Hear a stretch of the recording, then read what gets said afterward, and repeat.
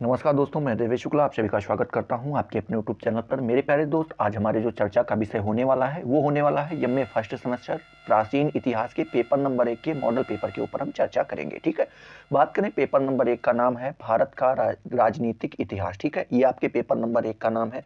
और आप जिस किसी भी यूनिवर्सिटी से जो है एमए कर रहे हैं, आप क्या कीजिएगा, एक बार अपने इसका प्राचीन इतिहास का सिलेबस उठा लीजिएगा और ध्यान से देखिएगा क्या आपके पेपर नंबर 1 का नाम भारत का राजनीतिक इतिहास है। अगर है तो उसमें कहां से कहां तक पढ़ाया गया है। 600 ईसा पूर्व से लेकर के 606 ईस्वी तक पढ़ाया गया है। तो अगर ये आप में बताया गया है तो आप इससे तैयारी बिल्कुल कीजिए। अगर नहीं बताया गया तो आप एक बार जरूर चेक कर लीजिएगा, कहीं आपके पेपर नंबर 3 का तो नाम नहीं है, 4 का नाम तो नहीं है, 2 का तो नाम नहीं है।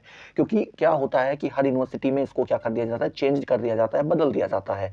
अब पता लगा आप यहाँ से पेपर में तैयारी करके गए कि सर ने पढ़ा रखा था पेपर नंबर 1 के बारे में, वहां पर गए तो पता चला कि ये पेपर 1 है ही नहीं। ठीक है, तो ये चीजें गलती ना होने पाए आपसे, ये ध्यान रखिएगा।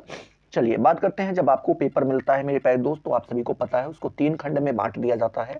खंड आ का मतलब हो जाता है अति लघु उत्तरीय प्रश्न, खंड बा का मतलब हो जाता है लघु उत्तरीय प्रश्न, और खंड सा का मतलब हो जाता है दीर्घ उत्तरीय प्रश्न। ठीक है, तो पहले हम बात करेंगे खंड आ के बारे में। यहाँ पे आप देख पा रहे होंगे, इसमें आपको सभी प्रश्न करने रहते हैं। टोटल 10 प्रश्न दिए जाते हैं और प्रत्येक प्रश्नों का जवाब जो है आपको 50 शब्दों में यहाँ पर देना रहता है। चलिए, पहले प्रश्न का पहला प्रश्न आपसे पूछा गया है, प्राचीन भारतीय इतिहास के प्रमुख स्रोत के नामों उल्लेख आपको यहाँ पे करने हैं। तो इसके प्रमुख जो स्रोत होते हैं वो 3 होते हैं। पहला साहित्यिक, दूसरा पुरातात्विक, तीसरा विदेशी वृत्तांत। ठीक है, साहित्यिक हेडिंग डालेंगे, इसमें आपको लिखना रहेगा कि साहित्यिक वो होते हैं, जैसे मान लीजिए पुराने समय पे कोई किताब, पुस्तक, ग्रंथ वगैरह लिखी गई तो उनको हम साहित्यिक में ले आते हैं। ठीक है, दूसरा आपका पुरातात्विक, मान लीजिए कहीं पे खुदाई हुई या खनन हुआ तो वहां पे जो हमें साक्ष्य मिलते हैं। ठीक है, जो साक्ष्य मिलते हैं, जो भी जिस प्रकार के, जैसे कहीं पे ईंटें मिली, कहीं पे चूड़ियाँ मिली, कहीं पे कुछ भी मिला, तो इस प्रकार से उनको हम पुरातात्विक नाम दे देते हैं। और जैसे मान लीजिए कोई भी व्यक्ति आया, ठीक है, क्या हुआ कि किसी भी राजा के शासनकाल में कोई बाहर से व्यक्ति आया, जैसे कि मेगास्थनीज को ले लीजिए। ठीक है, उसके बाद आपके कौन एक आए थे, ये इब्न बतूता आया था। तो इस प्रकार से लोग जो आए, इन्होंने क्या किया कि यहाँ की जानकारी इकट्ठा की, जैसे भारत देश के बारे में, यहाँ की भूमि के बारे में, जलवायु के बारे में, पशु पक्षियों के बारे में, शासन, रहन सहन, धर्म, कला, इन सब के बारे में जानकारी प्राप्त की और उनको एक पुस्तक में लिख दिया। तो वो विदेशी वृत्तांत में आपका क्या किया जाता है, जोड़ा जाता है या गिना जाता है। ठीक है, चलिए इसी में आपका जो है दूसरा प्रश्न पूछ ले रहा है कि मेगास्थनीज कौन है, ये आपको बताना है। ठीक है, या कौन था।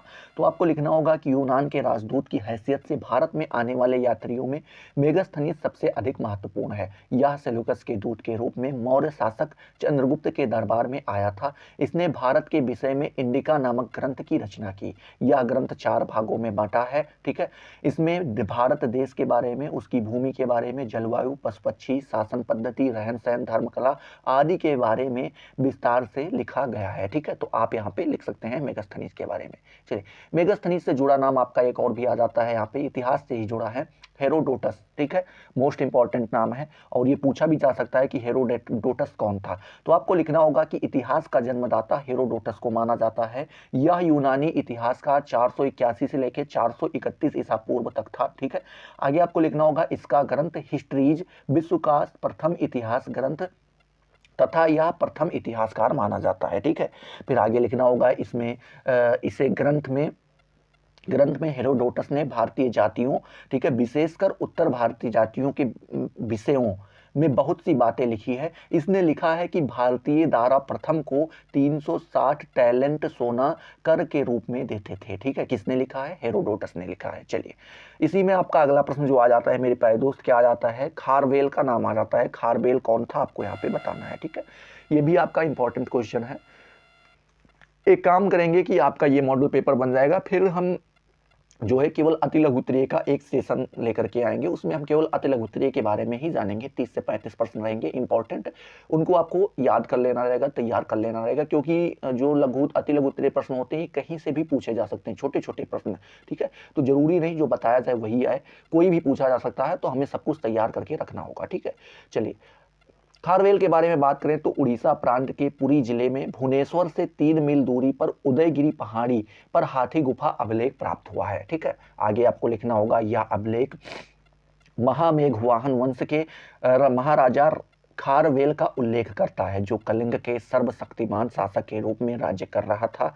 हाथी गुम्फा, ठीक है, हाथी गुफा अभिलेख में खारवेल के शासन के 13 वर्षों का वर्णन है। ठीक है, राजा होने के पूर्व खारवेल को अनेक प्रकार की शिक्षा दी गई थी। वह मुद्रा में, गणना में, व्यवहार में, विधि इत्यादि विषयों में निपुण हो गया था। ठीक है, आगे आपको लिखना होगा खारवेल जो है जैन धर्म का अनुयायी था, मतलब वो जैन धर्म को मानने वाला था। ठीक है, चलिए इसी में अगला नाम आपका जुड़ के आता है सिमुक के बारे में, कि सिमुक कौन थे या कौन था, उसके बारे में आपको यहाँ पे बताना होगा।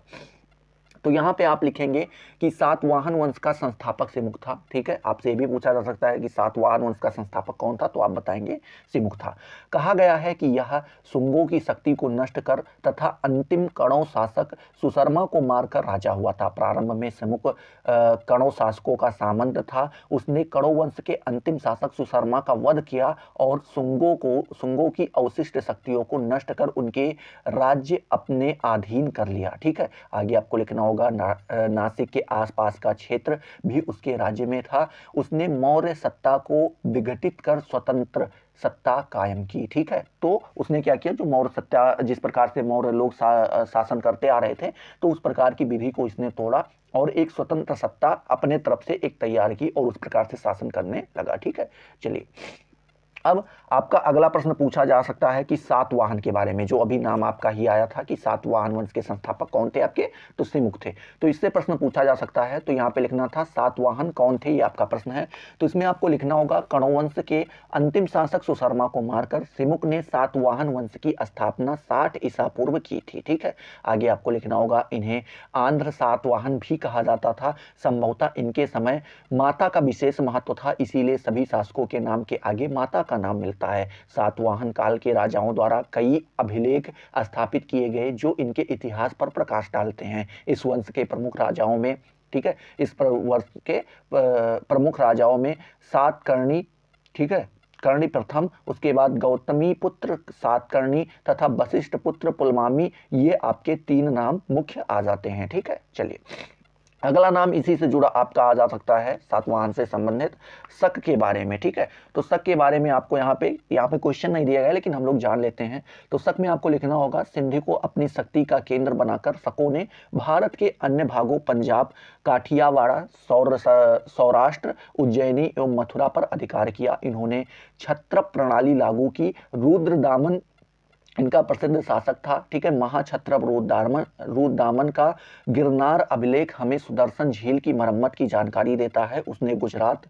मालवा, कच्छ, उसके बाद सिंध एवं कोंकण पर शासन किया। ठीक है, उसने योद्धेयों एवं सातवाहन नरेश वशिष्ठ पुत्र पुलमामी को परास्त किया। ठीक है, तो इस प्रकार से आप ये ध्यान में रखेंगे शक के बारे में। ठीक है, चलिए अगला प्रश्न इसी में आपसे पूछा जा सकता है नहपान के बारे में। क्या नहपान कौन था, ये आपको यहाँ पे बताना होगा। ये आपका 6ठा नंबर प्रश्न है, नहपान। तो यहाँ पे आपको लिखना होगा यह पश्चिमी भारत में क्षहरात वंश का सबसे प्रतापी राजा था। ठीक है, शासक था। आगे आपको लिखना होगा कि पेरिपल्स में इसका वर्णन तो है ही, साथ ही साथ 8 गुफा अभिलेखों में इसका वर्णन है। इसकी मुद्राएं प्रचुर मात्रा में मिलती हैं। उसवदात के अभिलेखों से पता चलता है कि इनका राज्य पूना और उत्तरी कोकण से लेकर के काठियावाड़ा, मंदसौर, उज्जैन, अजमेर तक फैला हुआ था। यह गौतमी पुत्र सतकीर्ण द्वारा पराजित हुआ था। नहपान अपने वंश का अंतिम राजा था। इसके शासनकाल की केवल एक ही विजय का उल्लेख है। ठीक है, तो इस प्रकार से आप नहपान के बारे में लिख पाएंगे। चलिए अगला प्रश्न जो है आपका पूछा जा सकता है कि कनिष्क को द्वितीय अशोक क्यों कहा जाता है। ठीक है, ये मोस्ट इंपॉर्टेंट क्वेश्चन है, यहाँ पे दिया नहीं गया लेकिन फिर भी हम जानकारी लेंगे। तो कनिष्क बौद्ध धर्म का अनुयायी था, मतलब बौद्ध धर्म को मानने वाला था। उसने अशोक के समान ही अपने शासनकाल में चतुर्थ बौद्ध संगीति का आयोजन किया, जो उसके बौद्ध होने का सबसे बड़ा प्रमाण है। ठीक है, फिर आगे लिखना होगा आपको कि बौद्ध धर्म के संप्रदायों में परस्पर विरोधी सिद्धांतों से व्यग्र होकर कनिष्क ने बौद्ध संगीति बुलाई, जिसमें 500 भिक्षुओं ने भाग लिया। ठीक है, फिर आगे लिखना होगा इस संगीति में त्रिपिटकों के प्रमाणिक भाष्य लिखे गए। सभी कृतियां पाली से संस्कृत में लिपिबद्ध कराई गई। ठीक है, फिर आगे लिखना होगा उसने पेशावर में 120 मीटर और 13 मंजिल वाले स्पोत का निर्माण कराया, इसीलिए कनिष्क को द्वितीय अशोक कहा जाता है। तो ये आपको ध्यान में रखना होगा, ठीक है। चलिए अगला प्रश्न आपसे पूछ ले रहा है कि गुप्त संवत के जन्मदाता, क्या गुप्त संवत के जन्मदाता के बारे में आपको यहाँ पे बताना है। तो यहाँ पे आपको लिखना होगा चंद्रगुप्त प्रथम ने एक संवत चलाया, ठीक है, जो गुप्त संवत के नाम से प्रसिद्ध है, 1319 से लेकर के 1320 के बीच में। यहाँ पे आपको लिखना होगा इसी संवत का प्रयोग उनके वंशजों ने किया। अधिकांश इतिहासकारों का मत है कि चंद्रगुप्त प्रथम ही गुप्त संवत का प्रवर्तक था। स्कंदगुप्त ने जूनागढ़ अभिलेख में कहा गया है कि गुप्त प्रकाले गणना विधाय, क्या गुप्त प्रकाले गणना विधाय। कुमार गुप्त द्वितीय के सारनाथ लेख में भी वर्षे सते गुप्ता नाम शब्द का उल्लेख मिलता है, ठीक है। तो इस प्रकार से आप ये गुप्त संवत के बारे में बता पाएंगे। चलिए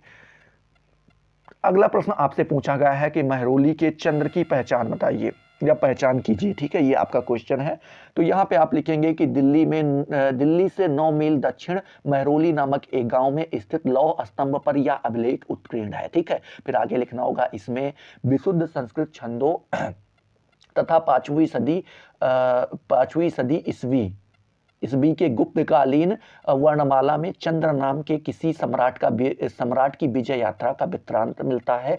अभिलेख में तिथि तथा चंद्र राजा के वंश का उल्लेख न होने के कारण पुरातत्ववेत्ता ने काफी मतभेद है कि प्रशस्ति का दिग्विजेता कौन है, ठीक है। मतलब कह रहे हैं कि वहां पे जो है उनके वंशज के बारे में नहीं बताया गया है और ना ही किसी तिथि या डेट वहां पे कोई किसी भी प्रकार की डाली गई। तो इस प्रकार से सभी जो लोग हैं, जितने भी हमारे पुरावित्तेता हैं, मतलब जो लोग इन चीजों के बारे में अध्ययन करते हैं, उनके अंदर जो है काफी मतभेद आपको देखने को मिलेगा, ठीक है। चलिए आगे आपको लिखना होगा इस लघु लेख में मुख्य रूप से इतना ही लिखा गया है कि चंद्र नामक किसी राजा ने बंगाल में शत्रुओं को पराजित किया और सिंधु के सप्तमुखों अथवा सप्त शाखाओं को पार कर वाहलीक पर आक्रमण करके उन्हें भी परास्त किया और अपने बाहुबल से पृथ्वी का एकाधिपत्य, ठीक है, प्राप्त करके दीर्घ काल तक उसका उपभोग किया। तो इस प्रकार से आप महरौली के चंद्र के बारे में बता सकते हैं, ठीक है। चलिए अब अगला प्रश्न आपका यहाँ पे दिया गया है,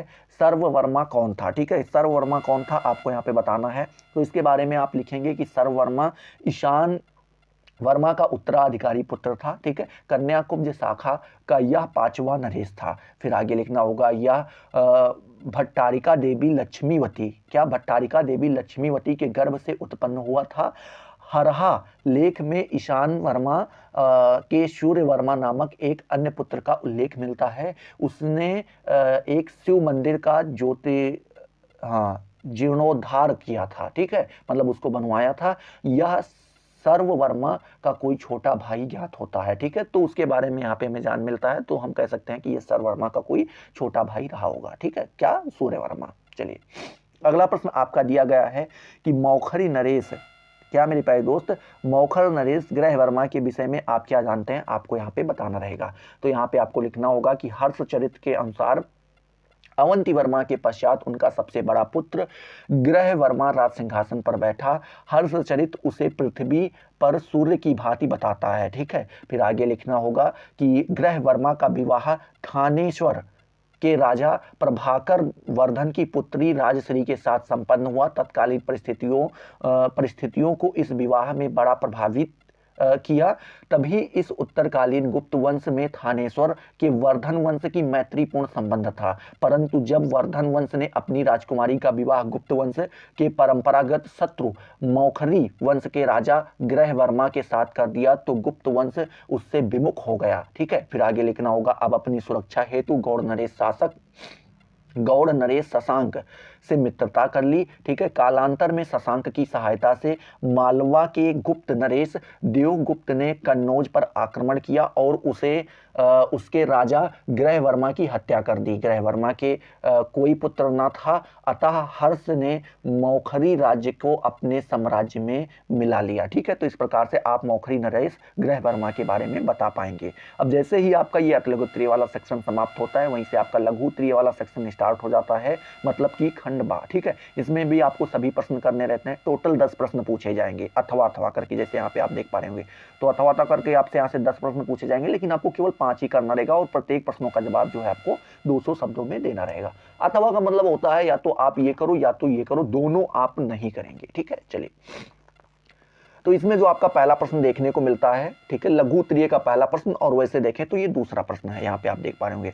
इसमें आपको लिखना होगा, प्रश्न पूछा गया है कि चंद्रगुप्त मौर्य के दक्षिण भारत के विजय के विषय में आप क्या जानते हैं, आपको यहाँ पे बताना होगा। तो यहाँ पे आपको लिखना होगा कि इतिहासकारों के मध्य यह एक विवाद का विषय है कि क्या चंद्रगुप्त मौर्य ने दक्षिण भारत पर विजय की। ऐसा प्रतीत होता है कि साम्राज्य विस्तार की अंतिम अवस्था में चंद्रगुप्त ने भारतवर्ष की दिग्विजय की ओर उसके अधिकांश भागों को जीतकर भारतवर्ष में एक छत्र शासन की स्थापना की, परंतु अभाग्य से हमें इस दिग्विजय का स्पष्ट एवं सविस्तार वर्णन कहीं नहीं मिलता है। इसके लिए यत्र तत्र परोक्ष रूप से संकेत मिलते हैं। ठीक है, आगे आपको लिखना होगा कि प्लूटार्क का कथन भी है कि चंद्रगुप्त ने 6 लाख सैनिकों की सहायता से संपूर्ण भारत पर आक्रमण और अधिकार किया। ठीक है, फिर आगे लिखना होगा दक्षिण विजय के संबंध में हमें जैन साक्ष्यों पर निर्भर होना पड़ेगा।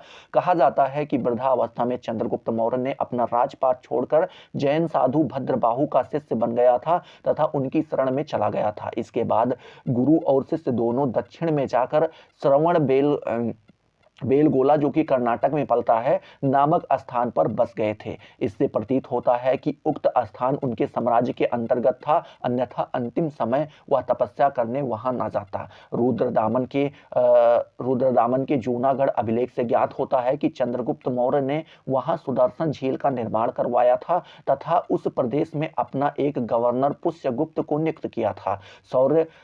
सौराष्ट्र के साथ साथ मालवा पर भी चंद्रगुप्त मौर्य का अधिकार हो गया। ठीक है, तो इस प्रकार से आप यहाँ पे लिख पाएंगे। इसी में अथवा करके एक प्रश्न आपसे और भी पूछ सकता है कि अजात शत्रु की उपलब्धियां बतानी है आपको। ठीक है, अजात शत्रु की क्या बतानी है आपको, यहाँ पे उपलब्धियां बतानी है। तो यहाँ पे आप लिखेंगे कि अजातशत्रु के शासनकाल की निम्नलिखित प्रमुख उपलब्धियां हैं। पहला आपका आ जाता है कौशल के संघर्ष। ठीक है, इसमें आप लिखेंगे कि इस युद्ध का वर्णन बौद्ध ग्रंथों संयुक्त निकाय हरितमात, ठीक है, उसके बाद वाडढकी सूरक जात, ठीक है, उसके बाद आपका कुमासपिंड जातक, फिर आगे आपको लिखना होगा कि भक्षसाल जातक से प्राप्त होता है। यह विदित होता है कि बिंबिसार की मृत्यु के बाद कौशल पुत्री दुखेतिरेक में मर गई। ठीक है, इस समाचार को सुनकर कौशल सम्राट प्रसेनजित ने जो ग्राम काशी दहेज में दिया था, उनकी बहन की मृत्यु के बाद अजातशत्रु के लिए बना रहे उपयुक्त नहीं समझा। बिंबिसार के उत्तराधिकारी होने के नाते अजातशत्रु ने प्रचुर आय वाले गांव को हाथ से नहीं जाने देना चाहता था, अतः शस्त्र बल का अवलंबन अजातशत्रु ने किया और युद्ध अनिवार्य हो गया। डॉक्टर रायचौधरी का कहना भी है कि इस युद्ध में प्रसेनजित कभी काफी भूभाग्य पर कब्जा कर लेता और कभी अजातशत्रु कौशल के किसी भाग पर। ठीक है, एक बार अपनी पराजय के बाद प्रसेनजित श्रावस्ती भाग गया और एक बार उसने अजातशत्रु को बंदी बना लिया था, किंतु वह रिश्ते में भांजा था, इसीलिए छोड़ दिया गया। यद्यपि अजातशत्रु की फौज भी वह कब्जा कर चुका था, किंतु बाद में उसे प्रसन्न करने के लिए उसने अपनी पुत्री वारिजा का विवाह अजातशत्रु के साथ कर दिया। राजकुमारी एवं अजातशत्रु के विवाह के बाद काशी ग्राम पुनः मगध राज को दहेज में मिल गया और शांति स्थापित हो गई। ठीक है, दूसरी उपलब्धि आपको यहाँ पे लिखनी होगी।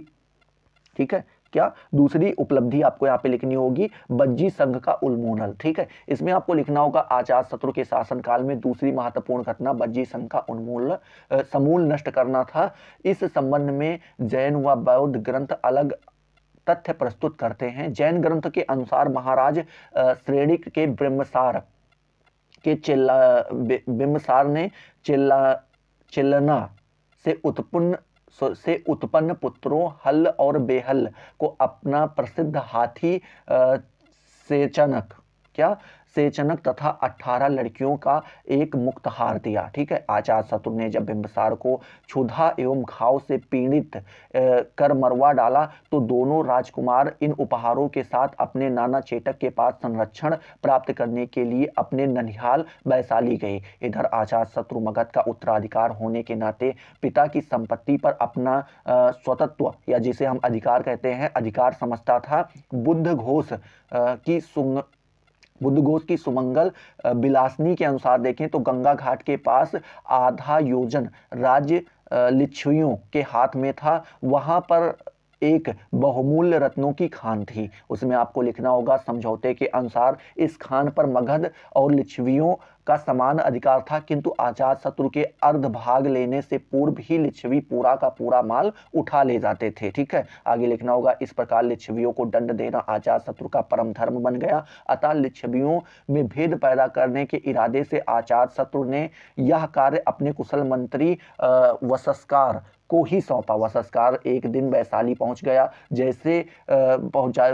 जैसे उसे मगध से निष्कासित कर दिया गया हो। ठीक है, मतलब इन्होंने एक रचना रची। क्या किया, कोई वसस्कार को क्या वहां से भेजा उन्होंने, और वसस्कार ने ये दिखाया कि जैसे उनको जो है अजातशत्रु ने अपने राज्य से निकाल दिया हो। ऐसा समझकर लिच्छवी वसस्कार को सम्मान देने लगे और धीरे धीरे उनमें बिना सिर पैर की बातें करता हुआ फूट डालने लगा। ठीक है, फिर आगे आपको लिखाना होगा वसस्कार का संदेह मिलते ही अजातशत्रु ने लिच्छवियों पर आक्रमण कर दिया। लिच्छवियों ने भी मिलकर सामना करने की कोशिश की। यह युद्ध वास्तव में अत्यंत भयानक और महत्वपूर्ण था। यह युद्ध 1-2 वर्ष नहीं अब प्रत्युत लगभग 16 वर्ष तक चला। मतलब कह रहे हैं 1-2 वर्ष तक ये युद्ध नहीं चला था, लगभग 16 वर्ष तक ये युद्ध चला था। इस संघर्ष में निर्णायक रूप से अजातशत्रु को विजय मिली और लिच्छवी पराजित हुए। ठीक है, और तीसरी उपलब्धि जो थी वो थी अवंती के साथ संघर्ष। इसमें आपको लिखना होगा बिंबिसार की दुखद मृत्यु से उत्तरी भारत में कई राजाओं के हृदय में आघात सा हुआ। ठीक है, फिर आगे लिखना होगा संभवतः चंड प्रघोत के पितृघातक अजातशत्रु को दंड देने के लिए मगध पर आक्रमण भी करना चाहा। यह ठीक ठीक ज्ञात नहीं कि अवंतिका मगध पर आक्रमण हुआ था, परंतु इस भय से राज्य को बचाने के लिए सैनिक सन्नद्धता के साथ साथ पश्चिमी सीमा पर दुर्गीकरण किया होगा। ठीक है, तो इस प्रकार से आप इसका जवाब दे पाएंगे। यहीं पे अगर हम तीसरा नंबर प्रश्न देखें तो तीसरा नंबर प्रश्न आपसे पूछ रहा है कि अशोक के धम्म के विषय में आप क्या जानते हैं, आपको यहाँ पे बताना है। ठीक है, क्या आपसे पूछा गया है कि अशोक के धम्म के विषय में आप क्या जानते हैं, तो आपको यहाँ पे बताना है। तो यहाँ पे आप लिखेंगे कि अशोक के धम्म के विषय में इतिहासकारों में मतभेद है। ठीक है, वह अपने द्वितीय स्तंभ लेख में कहता है कि कियम चू धम्मते। ठीक है, धर्म क्या है वो पूछता है और आगे आपको लिखना होगा और स्वयं उत्तर देता है। वो स्वयं उत्तर भी देता है, क्या देता है कि आप सीनवे बहुकयाने दया दाने सचे सोचे। ठीक है, आप सीनवे का मतलब होता है पाप से बचना। ठीक है, या अल्प पाप, अगर पाप हो भी जाता है तो बहुत कम हो सके तो करें। ठीक है, दूसरा वो लिखा है बहुक याने का मतलब होता है कि आप बहुत कल्याण से कार्य करें। ठीक है, या बहुत कल्याण करें। ठीक है, दूसरा वहां पे तीसरा शब्द दिया गया है दया, और दया का मतलब आप सभी को पता है उदार भावना या दूसरों के दुख के में काम आना। और तीसरा लिखता है सचे का मतलब होता है आप सत्य का अनुसरण करें, सत्य व्यवहार करें। ठीक है, छल कपट रहित व्यवहार करें, उसमें आपके कोई छल कपट ना हो। और तीसरा लिखता है सोचे, इसमें लिखा गया है शुद्धता शारीरिक मानसिक दोनों की शुद्धि है।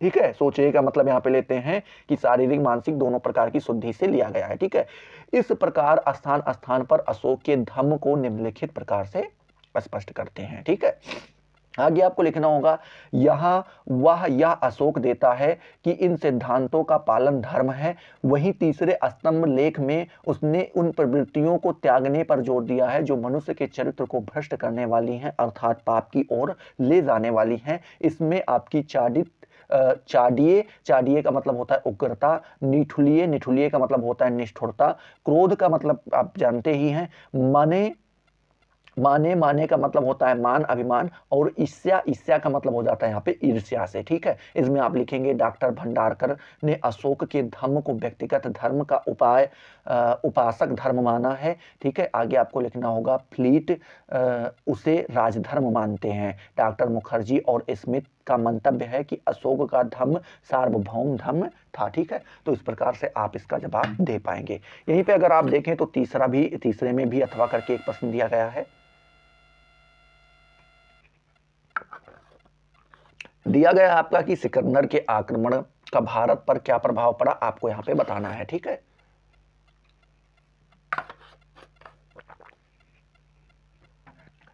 तो इसका अब आप जवाब देंगे कि भारत में सिकंदर के आक्रमण के प्रभाव के बारे में इतिहासकारों में मतभेद है, मतलब सभी लोग एक तरीके से नहीं करते हैं, अलग अलग बता रहे हैं अपना। सिकंदर का आक्रमण एक आंधी की भांति था, ठीक है, जो कुछ समय के लिए समस्त वातावरण को झकझोर देती है। स्मिथ का मत भी है, वो लिखते हैं, क्या लिखते हैं कि यद्यपि सिकंदर ने भारत पर अत्यंत सुनियोजित ढंग से आक्रमण किया, किंतु अंततः वह धावा मात्र था, ठीक है, जिसका एक संहारात्मक एवं रक्त रंजित युद्ध की स्मृति के अतिरिक्त कोई प्रभाव न पड़ा। ठीक है, वहां पे कह रहे हैं कि काफी ज्यादा वहां पे रक्त रंजित का मतलब हुआ बहुत ज्यादा खून बहे, ठीक है, एक दूसरे को मारा गया। इस प्रकार से भारत अपरिवर्तित रहा, ठीक है, भारत में कोई परिवर्तन नहीं हुआ। युद्ध के घाव शीघ्र भर गए, जल्दी ही ये जो युद्ध हुआ था इससे जितनी भी क्षति पहुंची थी वो सारी चीजें भर गई। जैसे ही कृषकों तथा बैलों ने पुनः परिश्रम प्रारंभ किया, उजड़े खेत पुनः क्या हो गए मेरे प्यारे दोस्त, सस्य श्यामल हो गए। ठीक है, यहाँ पे फिर से वापस वो अपने स्थान पे, अपनी जगह पे, या अपने ठीक ठाक हो गए जैसे वो थे। आगे आपको लिखना होगा भारत का यूनानीकरण न हुआ और पृथक जीवन व्यतीत करता हुआ वह शीघ्र ही मेसिडोनियन आंधी भूल गया। आगे आपको लिखना होगा सिकंदर ने जो कुछ भी किया उसके 2 वर्षों के भीतर ही समाप्त हो गया। सिकंदर के आक्रमण का प्रत्यक्ष और अप्रत्यक्ष दोनों प्रभाव पड़ा। प्रत्यक्ष प्रभावों के अंतर्गत यूनानी उपनिवेशों की स्थापना हुई, नए मार्गों की खोज हुई। सिकंदर के आक्रमण ने पूर्व पश्चिम के मध्य की दीवार गिरा दी और आवागमन के 4 रास्ते निकाले। ठीक है, 3 स्थल मार्ग और 1 समुद्री मार्ग। भारतीय जन धन की भी क्षति हुई। ठीक है, आगे आपको लिखना होगा अप्रत्यक्ष प्रभावों के अंतर्गत उत्तरी पश्चिमी भारत में एकता की स्थापना हुई। सदियों से संघर्षरत छोटे छोटे राज्य पारस्परिक भेदभाव भूलकर एकता के सूत्र में बंधने की दिशा में प्रयत्नशील हुए। साम्राज्यवाद की भावना का विकास हुआ। युद्ध पद्धति की दुर्लभता का ज्ञान हुआ। ठीक है, आगे आपको लिखना होगा सांस्कृतिक प्रभावों के अंतर्गत व्यापारिक मार्गों का ज्ञान हुआ। यूनानी उपनिवेशों की स्थापना हुई। कला और नक्षत्रों का ज्ञान हुआ। इसके साथ ही ज्योतिष तथा चिकित्सा पद्धति पर भी प्रभाव पड़ा। तो इस प्रकार से आप यहाँ पे सिकंदर के आक्रमण के बारे में यहाँ पे आप बता सकते हैं। चौथा प्रश्न आपसे पूछा गया है कि मिंडार पर आपको एक टिप्पणी यहाँ पर क्या करनी है, लिखनी है। ठीक है, तो इसमें आप लिखेंगे मेरे प्यारे दोस्त कि मिंडार भारतीय यूनानी या हिंद यूनानी राजाओं में सबसे महान था। इसका जन्म साकल, ठीक है, जिसे हम सियालकोट के नाम से भी जानते हैं, से 2880 किलोमीटर दूर अलास खंड द्वीप, क्या मेरे प्यारे दोस्त, अलास खंड द्वीप के कालसी नामक ग्राम में हुआ था। इसकी राजधानी साकल थी। यवन आक्रमणकारी डिमेट्रियस का सहयोग मिंडार था। ठीक है, आगे आपको लिखना होगा भारत के इतिहास में मिंडार की ख्याति एक बौद्ध राजा के रूप में है। पाली ग्रंथ मिलिंद पाहनो के अनुसार देखें तो मिंडार ने बौद्ध भिक्षु नागसेन से धर्म और दर्शन विषयक कई प्रश्न पूछे और सभी प्रश्नों का संतोषजनक उत्तर उसे दिया गया, जिसके परिणाम स्वरूप वह बौद्ध हो गया। ठीक है, फिर आगे लिखना होगा उसके द्वारा चलाए गए सिक्कों में उसकी बौद्ध धर्म की प्रति आस्था दृष्टिगोचर होती है। ठीक है, फिर आगे लिखना होगा उसकी मृत्यु अब जब उसकी मृत्यु हुई तो उसके अवशेषों को लेकर के उसके साम्राज्य के अनेक वर्गों ने उन अवशेषों को लेना चाहा, जिस प्रकार गौतम बुद्ध की मृत्यु के बाद गणराज्यों में हुआ था। ठीक है, प्रोफेसर A.K. नारायण लिखते भी हैं कि मिंडार की अन्य भारतीय यूनानी सम्राटों की तुलना में महानता तथा लोकप्रियता केवल उसके सिक्कों से ही नहीं अपितु परंपरा में उसके नाम के जीवित रहने के से प्रमाणित होती है। मिंडार निश्चित रूप से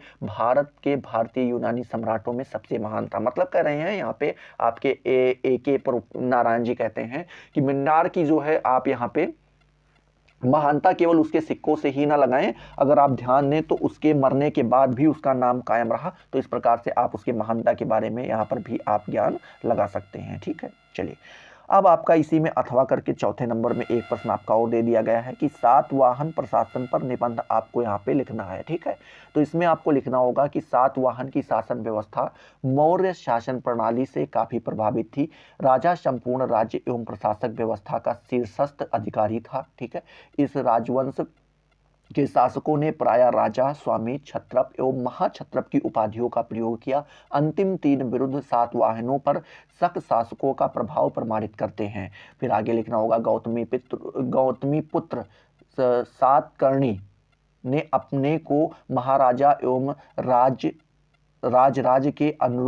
राजराज के विरुद्ध से विरोधों से सुशोभित किया। ठीक है, कई सातवाहन राजाओं के नामांत मात्रक मूलक थे। मात्र मूलक का मतलब मेरे प्यारे दोस्त ये हो जाता है कि वो अपने नाम के आगे माता का नाम जोड़ा करते थे। ठीक है, आगे आपको लिखना होगा राजा को सहयोग देने के लिए विभिन्न विभागों एवं वर्गों के अनेक अधिकारी होते थे। सामंतों को महत्वपूर्ण उत्तरदायित्व दिए गए थे। विशेष परिस्थितियों में रानियों को भी शासन की बागडोर संभालनी पड़ती थी। साम्राज्य आहारों, निगमों तथा ग्रामों में विभाजित था। ठीक है, क्या किसमें किसमें, तो जो पूरा साम्राज्य था वो आहार था, आहारों में, निगमों में, ग्रामों में, मतलब कई ग्राम मिलके एक निगम बनाते थे, कई निगम मिलके आहार बनाते थे। ठीक है, तो इस प्रकार से बात करें सातवाहन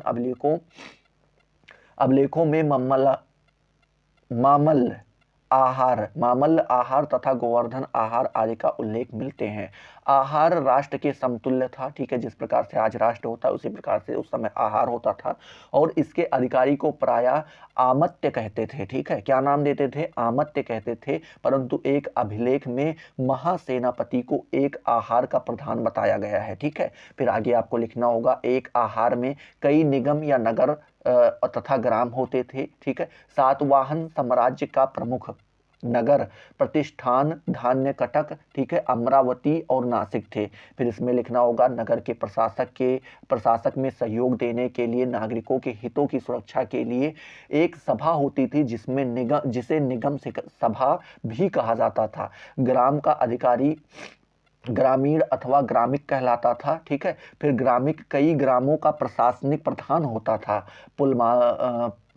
पुलमामी के राज्यकाल में 8वें वर्ष के एक अभिलेख में ग्रामिक कुमारदास का उल्लेख है। ठीक है, फिर आगे लिखना होगा कुछ अभिलेखों में 10 ग्रामिक या 10 ग्रामों का प्रधान शब्द भी प्रयुक्त हुआ है। फिर आगे आपको क्या लिखना होगा कि साम्राज्य में कुछ प्रांत उच्च पदाधिकारियों के अधीन थे और कुछ सामंत शासकों के अधीन थे। सातवाहन राजाओं के अभिलेख में वर्णित अधिकारियों में महासेनापति, महारथी या जिसे महारथी के नाम से आज हम जानते हैं, महाभोजक, आमत्य, ठीक है, राजामत्य, महामात्र, उसके बाद भांडागारिक, ठीक है, उसके बाद हेरनिक, निबंधकार तथा लेखक शामिल थे। तो इस प्रकार से आप इसके बारे में जानकारी दे पाएंगे। अगला प्रश्न इसी में जो है आपका जो है 5वां नंबर दिया गया है कि नहपान पर टिप्पणी आपको लिखनी है, नहपान पर टिप्पणी लिखनी है। तो इसमें आप लिखेंगे कि नहपान पश्चिमी भारत के क्षहरात वंश के सबसे प्रतापी राजा थे। ठीक है, फिर आगे आपको लिखना होगा पेरिप्लस में इसका वर्णन तो है ही, साथ ही साथ 8 गुफा अभिलेखों में इनका नाम मिलता है। इनकी मुद्राएं प्रचुर मात्रा में मिलती हैं। इसके दामाद उसवदात के अभिलेख से पता चलता है कि इनका राज्य पूना और उत्तरी कोणार्क से लेकर के काठियावाड़ा, मंदसौर, उज्जैन और अजमेर तक फैला हुआ है। नाहपान की मुद्राओं पर राजन, क्षत्रप, महाक्षत्रप उपाधियों का अभिधान प्रयुक्त हुआ है। ठीक है, आगे आपको लिखना होगा इसके एक मंत्री का नाम अयम था। नाहपान का अनुमानित समय 124 ईस्वी है। ठीक है, फिर आगे लिखना होगा यह गौतमी पुत्र सातकर्ण द्वारा पराजित हुआ था। नाहपान अपने वंश का अंतिम राजा था।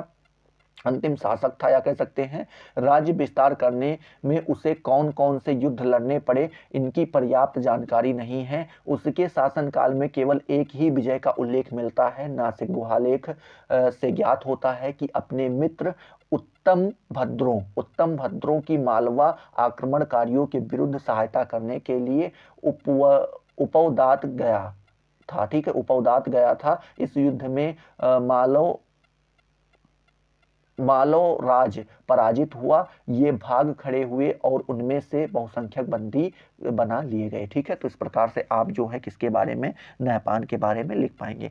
इसी में अथवा करके एक प्रश्न आपसे और दिया गया है कि मौर्य साम्राज्य के पतन के कारणों का आपको क्या करना है, यहाँ पे उल्लेख करना है कि इनके पतन का कारण क्या था। ठीक है, तो यहाँ पे आप लिखेंगे कि अशोक की मृत्यु के बाद मौर्य वंश के उत्तराधिकारी प्रसिद्ध मौर्य साम्राज्य को बचा न सके। मौर्य साम्राज्य अशोक के बाद स्वयं पतन की ओर अग्रसर हो चला। अशोक के बाद निकम्मे मौर्यों के कारण मौर्य साम्राज्य भीतर से खोखला होता चला गया और यवन उस पर प्रहार करने लगे। इस संबंध में आपके डॉक्टर विमल चंद्र पांडे जी लिखते भी हैं, क्या लिखते हैं कि अन्य राजवंशों की भांति मौर्य वंश का पतन भी ना आकस्मिक था और ना ही किसी कारण का उद्भूत। ठीक है, फिर आगे लिखना होगा बहुत दिनों से अनेकों नेक कारण मौर्य साम्राज्य को निर्बल बनाने में सहयोग दे रहे थे और एक दिन ऐसा आया जब उनके सम्मिलित आघातों से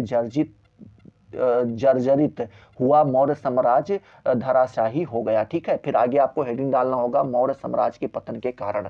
इसमें आपको लिखना होगा मौर्य साम्राज्य के पतन के निम्नलिखित कारण हैं। पहला आपको डालना होगा अयोग्य उत्तराधिकारी। इसमें आपको लिखना होगा कि मौर्य साम्राज्य के पतन का मुख्य कारण अशोक के उत्तराधिकारियों की योग्यता और अक्षमता थी। प्रोफेसर श्री राम गोयल के अनुसार देखें तो उन्होंने लिखा भी है कि मगध साम्राज्य अपनी विशालता और प्रशासकीय जटिलताओं के कारण शिव के उस धनुष के समान हो गया था जिसकी प्रत्यंचा कोई राम ही चढ़ा सकता था, लेकिन अशोक के उत्तराधिकारियों में ऐसी योग्यता नहीं थी। दूसरा हेडिंग आपको डालना होगा प्रांतपतियों के अत्याचार। इसमें आपको लिखना होगा डॉक्टर H.C.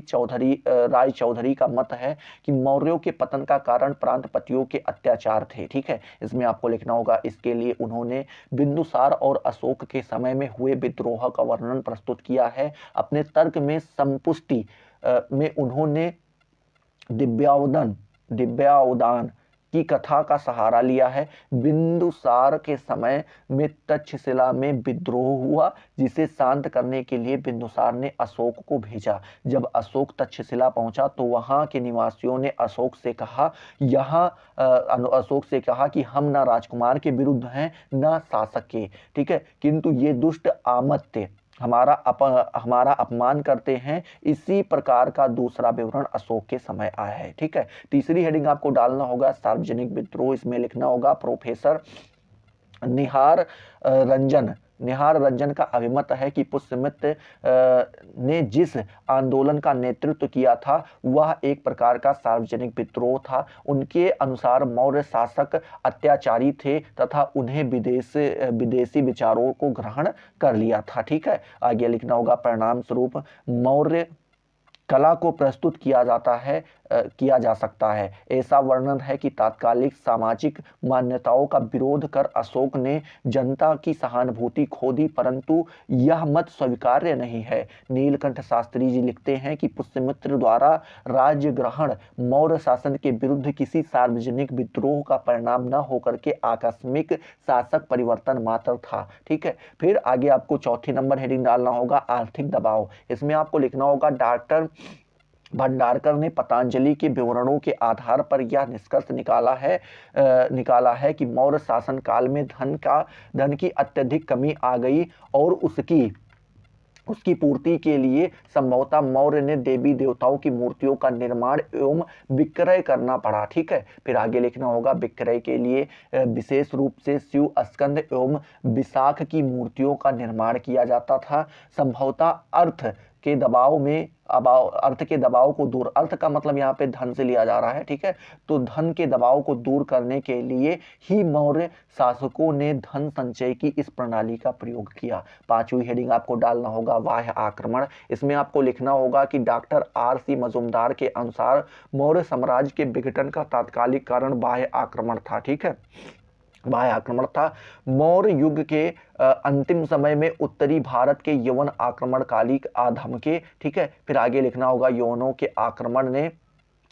आक्रमण ने तो इस साम्राज्य को पूर्णतः धराशायी होने के में महत्वपूर्ण योगदान दिया। सर्वप्रथम यूनानी आक्रमण 206 ईसा पूर्व का था, ठीक है। इस आक्रमण का उल्लेख गार्गी संहिता मालविका निमित्रम विष्णु पुराण तथा भागवत पुराण में मिलता है, ठीक है। तो इस प्रकार से आप ये 5 यहाँ पे लिख देंगे। चलिए आगे आप देखें तो 6ठा नंबर प्रश्न आपके सामने दिया गया है, परवर्ती गुप्तों के इतिहास के स्रोत बताइए, ठीक है। ये आपसे यहाँ पे पूछा गया है। क्या पूछा गया है कि परवर्ती गुप्तों के इतिहास के आपको यहाँ पे क्या करने हैं, स्रोत बताने हैं। तो यहाँ पे आप लिखेंगे कि परवर्ती गुप्तों के इतिहास के निम्नलिखित स्रोत हैं। पहला आपका आ जाता है अपसड़ का शिलालेख। इसमें आपको लिखना होगा परवर्ती गुप्त राजवंश के इतिहास की जानकारी का सबसे प्रधान साधन अपसड़ का शिलालेख है। इस शिलालेख में उत्तर गुप्त नरेश कृष्णगुप्त के समय से लेकर के 18वें नरेश आदित्य सेन के काल तक की घटनाओं का रोचक विवरण उपलब्ध होता है।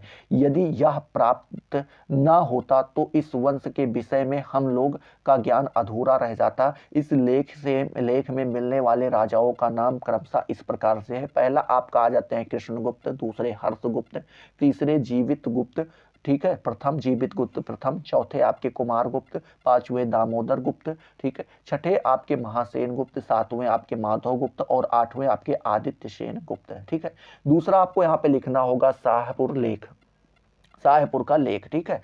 इसमें आपको लिखना होगा कि यह लेख पटना जिले में स्थित शाहपुर नामक ग्राम में उपलब्ध हुआ है, ठीक है। इसकी तिथि हर्ष संवत के अनुसार देखें तो 66 और वैसे देखें तो 672 ईस्वी है, ठीक है। फिर आगे लिखना होगा यह लेख उत्तर नरेश आदित्य सेन के समय उत्कीर्ण कराया गया था। इस लेख में परवर्ती गुप्तों की तिथि निर्धारण में सहायता मिलती है। तीसरा आपको लिखना होगा मंदर का लेख। इसमें आपको लिखना होगा बिहार प्रांत के भागलपुर जिले में स्थित मंदर में आदित्य सेन के समय का यह अभिलेख प्राप्त हुआ है। इस नरेश के शासन काल की घटनाओं के पुनर्निर्माण में यह लेख उपयोगी सिद्ध हुआ है। चौथा आपको लिखना होगा मंगराव का अभिलेख। इसमें आपको लिखना होगा इस लेख का रचयिता देवदत्त नामक व्यक्ति था। इसे सूत्रधार कुलादित्य ने उत्कीर्ण किया था। यह लेख इस राजवंश के 10वें नरेश विष्णुगुप्त के समय का है, ठीक है। आगे आपको लिखना होगा इसमें उसके लिए महाराजाधिराज एवं परमेश्वर की उपाधियां प्राप्त होती हैं। पांचवा आपको लिखना होगा देव वर्णार्क का लेख। इसमें आपको लिखना होगा इसमें आदित्य सेन के उपरांत 3 नरेशों के नाम आते हैं, देवगुप्त, विष्णुगुप्त और जीवित गुप्त द्वितीय के बारे में, ठीक है। ये उत्तर गुप्त राजवंश के 9वें, 10वें और 11वें नरेश थे। इसमें देवगुप्त के पहले 2 नरेशों के नाम आते हैं, माधव गुप्त एवं आदित्य सेन के बारे में, ठीक है। तो इस प्रकार से आप इसके बारे में जवाब दे पाएंगे। छठा में देखें तो यहाँ पे एक प्रश्न आपका और भी दिया गया है मेरे प्यारे दोस्त। क्या दिया गया है अथवा करके कि कुमार गुप्त पर टिप्पणी आपको यहाँ पे लिखनी है। ये अथवा करके प्रश्न यहाँ पे आपसे पूछा गया है। तो इसमें आप लिखेंगे कि प्रथम जीवित गुप्त का उत्तराधिकारी का पुत्र कुमार गुप्त था, क्योंकि वह ईशान शर्मा निकल आ रहा मैच का, ठीक है। तो ईशान वर्मा का समकालीन था, इसीलिए गुप्त साम्राज्य का अंतिम रूपेण अंत उसी के काल में हुआ होगा, ठीक है। आगे आपको लिखना होगा डॉक्टर श्री राम गोयल का मंतव्य है। क्या कहते हैं वो कि इस नवीन स्थिति का लाभ उठाकर उसने स्वतंत्र होने और संभवतः साम्राज्यिक प्रतिष्ठा प्राप्त करने का प्रयास किया, लेकिन इस बीच में उसके पड़ोसी मौखरियों की शक्ति भी बहुत बढ़ चुकी थी और ईशान वर्मा ने एक युवराज के रूप में अनेक शत्रुओं को देखकर अपने वंश की प्रतिष्ठा पर चार चांद लगा दिए थे। ठीक है, फिर आगे लिखना होगा इसके अतिरिक्त मैखरी गंगा की उपरली घाटी आधुनिक उत्तर प्रदेश में जो गुप्त साम्राज्य का हृदय स्थल रहा था स्वामी थे। ठीक है, फिर आगे लिखना होगा ऐसी स्थिति में परवर्ती गुप्तों का मौखरियों से संघर्ष अनिवार्य था। इस संघर्ष का वर्णन आदित्य सेन के अप्सर अभिलेख में मिलता है। कहा गया है कि कुमारगुप्त ने ईशान वर्मा की, जो राजाओं में चंद्रमा के समान था, महान सैन्य को जो विजय लक्ष्मी संप्राप्ति की का हेतु थी, ठीक है, मत डाला था। ठीक है, फिर आगे आपको लिखना होगा इस वर्णन के आधार पर doctor Ramesh Chandra Majumdar, doctor R.D. Tripathi तथा डॉक्टर B.P. सिन्हा जैसे विद्वानों का अभिमत है कि इस युद्ध में कुमारगुप्त विजयी हुआ था। इस विजय के फलस्वरूप कुमारगुप्त का आधिपत्य गंगा नदी के किनारे प्रयाग तक फैल गया। ठीक है, फिर आगे लिखना होगा अप्सर अभिलेख के अनुसार देखें तो कुमारगुप्त अपनी शक्ति के लिए प्रसिद्ध तथा वीरों एवं अग्रगण्य था। ठीक है, ये आपको यहाँ पे लिखना होगा। तो यहाँ पे जो है आपका ये क्लियर हो जाएगा। तो यहाँ पे आपका जो है आई होप क्लियर हुआ होगा। खंड सा भी आपका यहाँ पे क्लियर हो गया होगा, बा भी क्लियर हो गया। जैसे आपका खंड बा खत्म होता है वहीं से आपका खंड सा स्टार्ट हो जाता है, जिसका मतलब होता है दीर्घ उत्तरीय प्रश्न। ठीक है, इसमें आपको केवल 2 प्रश्न आपको करने रहते हैं। यहाँ पे दिया गया है 2 प्रश्न करने रहते हैं। टोटल आपको 4 से 5 प्रश्न दिए जाएंगे और प्रत्येक प्रश्नों का जवाब आपको 500 शब्दों में यहाँ पे देना रहता है। चलिए देखते हैं दीर्घ उत्तरीय का पहला प्रश्न, और वैसे हम 7वां प्रश्न देखते हैं। 7वां प्रश्न आपसे पूछा गया है प्राचीन भारत में, क्या पूछा गया मेरे प्यारे दोस्त, प्राचीन भारत में प्रोडस महाजनपदों का उल्लेख कीजिए। ठीक है, इनके आपसी संबंधों पर भी प्रकाश डालिए। ये आपका 7वां प्रश्न है। 8वां प्रश्न आपसे पूछा गया था कि मौर्य की उत्पत्ति के विषय में क्या जानते हैं, समीक्षा करनी है। 9वां प्रश्न पूछा गया था शुंग कौन थे, पुष्यमित्र की उपलब्धियां बताइए। 10वां आपसे पूछा गया बौद्ध धर्म के प्रचारक के रूप में अशोक के कार्यों का उल्लेख कीजिए। और 11वें में आपको डालना होगा कि कनिष्क के शासन काल की उपलब्धियों की विवेचना आपको यहाँ पे करनी रहेगी। तो इस प्रकार से आप इनका जवाब देंगे। केवल 2 प्रश्नों के आपके यहाँ पे जवाब देने रहेंगे। तो आई होप ये सारी चीज़ें आपको क्लियर हुई होंगी। अगर क्लियर हुई तो फटाफट वीडियो को लाइक करो, अपने दोस्तों के साथ शेयर करो। अभी तक अगर आपने चैनल को सब्सक्राइब नहीं किया तो सब्सक्राइब करके बेल वाले आइकन को जरूर प्रेस कर दो, जिससे आपको सारी नोटिफिकेशन मिलती रहें और आप उनसे लगातार लाभान्वित होते रहें। तो चलिए अगले वीडियो में मिलते हैं नए जोश नए टॉपिक के साथ। तब तक के लिए जय हिंद, जय भारत।